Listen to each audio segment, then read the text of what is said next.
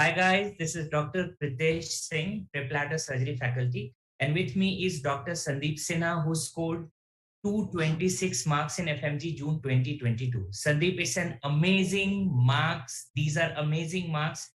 First of all, big congratulations to you and your family. Please tell us something about yourself.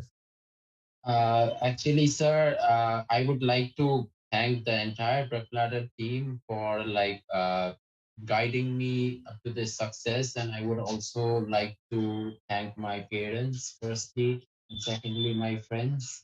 Hello, am I audible? Yes, yes. Yeah, I would also like to thank my friends, namely Avantika, Insha, Umara, Binesh, Noman, who used to study with me along over there and who cheered for me all the way to this.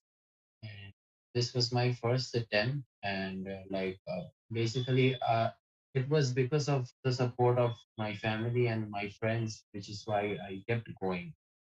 And there were a few obstacles in my path, like it came at bad times, but it still, I'm glad that I made it up to here. Okay, so you did your MBBS from which particular university?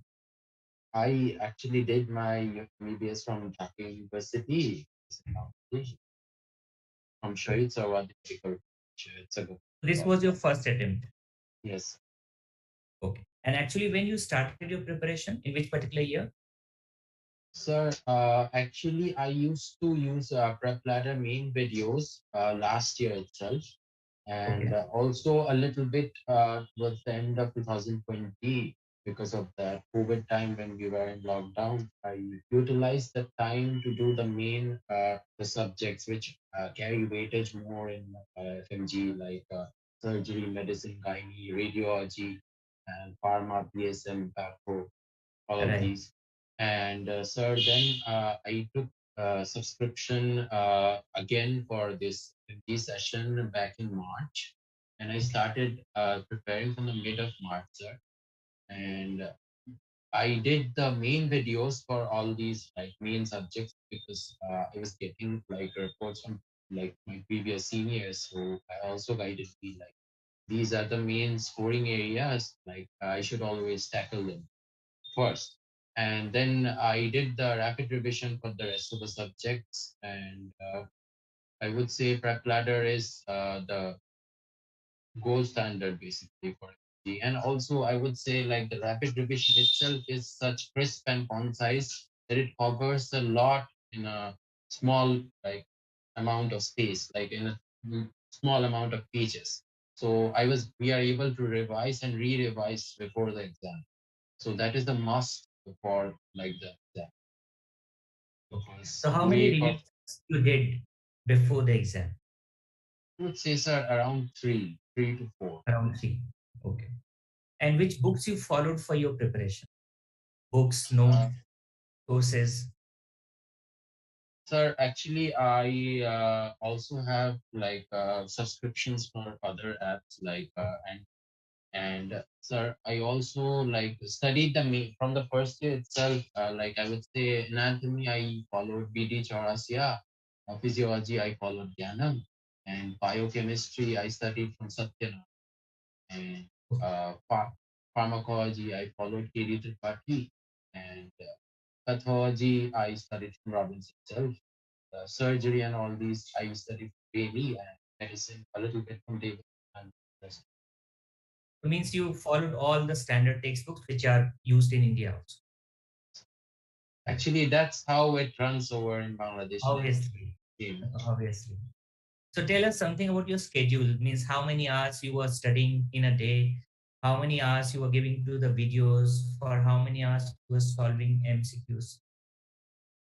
Sir, I would like to say that early in the morning when I used to get up, I used to do the hard work done. Like suppose I am studying pharmacology or biochemistry or any of those difficult subjects like PSM, which needs a lot of memorization. I Right. used to like do those subjects before. And what would happen after like a certain amount of time, suppose I have reached 11 o'clock or something, then I would do the MCQs just to wind down a bit before lunch. then I would take a short nap, and then in the evening I would get up and do a little bit easier subjects like a smaller subject. This is how Okay. I did it every day. I did not like basically put this amount of time for any subject like per se, because it becomes really monotonous. I stick to just Right. one subject. So I Right. like took the entire syllabus together and kept going Means do the hardest things first in the in the morning. morning. Yes, And that's the best way. kind of. For me, it worked And out. right. We follow the same principle also, because if you are going to do the hardest thing first in the morning, then it seems like that half of your work is done. The rest of the Yes. things looks easier. Okay. How frequently you appear for grand test, and how frequently you were solving the MC? Sir, I used to appear for the grand test as soon as I was done with the subject. Like, Okay. and before that, the MCQs, I would like to say that whenever I studied a topic of a chapter, I used to go through the question bank. I used to solve everything and bookmark whatever else, like whatever mistakes I have made, so that like when I would have to revise at the end, I suppose the last month, I would come back to those MCQs over and over again so that I would get them the maximum amount of MCQs right. That was one strategy, sir. And then the other one was like grand test. Yes, sir. Especially if I say the last 2 months, I kept doing the grand test as much as possible, so that like it gave me a bit of confidence for the exam that yes, I can do well as well. And moreover, the grand tests were built in such a way that it covered basically the entire syllabus. And once I had already done like 6, 7, 8, 9, 10 grand tests in April itself, I got the confidence that yes, my revision would also go good along with this. And I had bookmarked everything, like whichever I Right. had went on.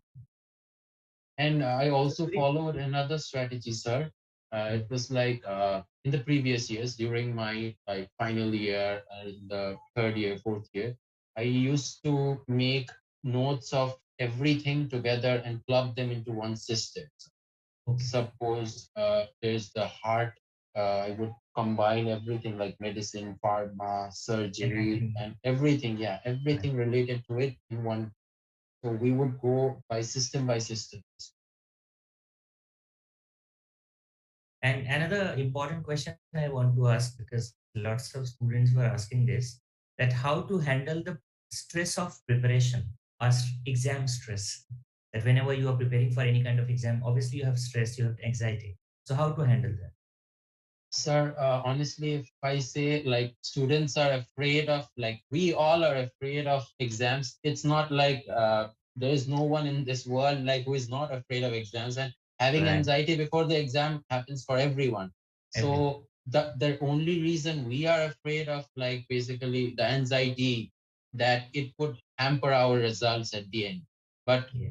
if we learn to like basically kind of keep it in control, we all know like it's happening with everyone.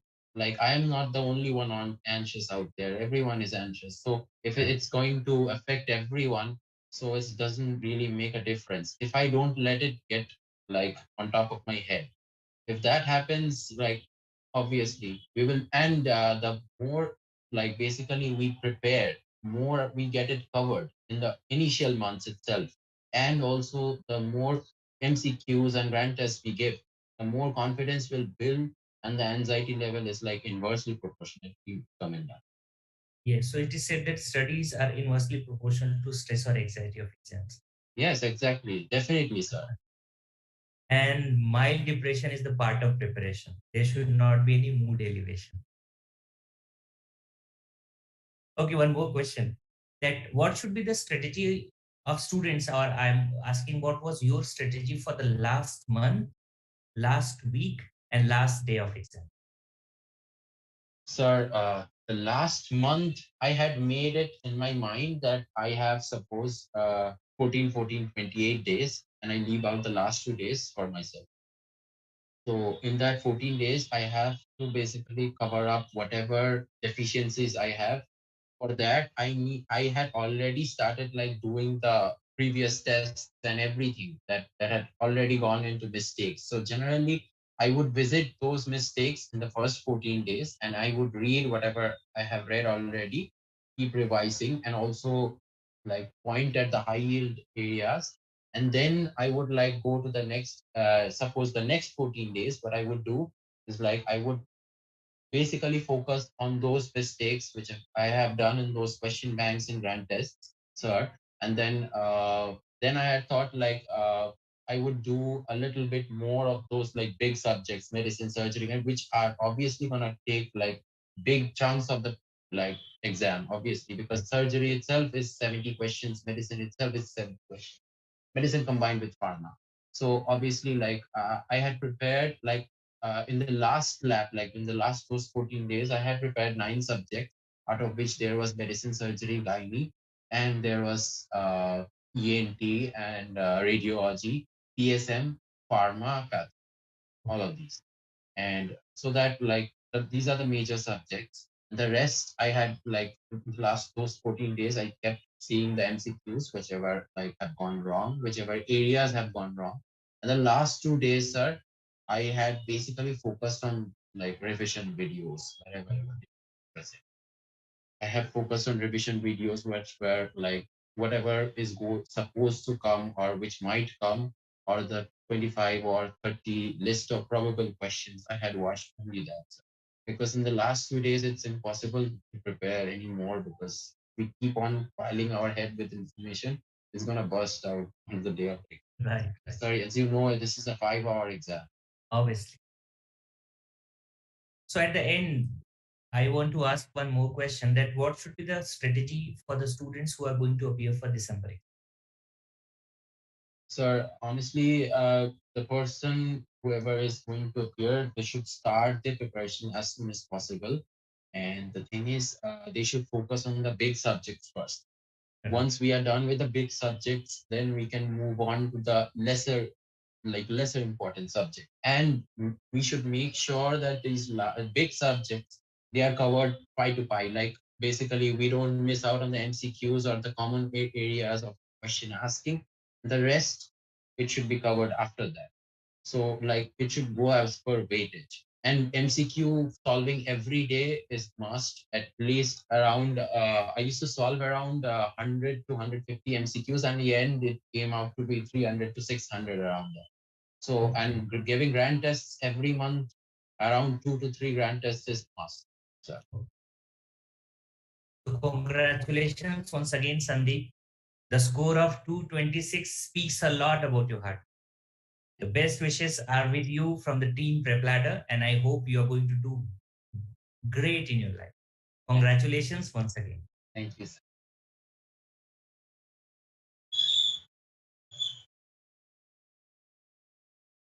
Okay, so we are going to stop the record.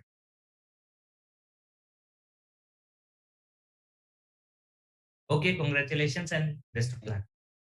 Thanks.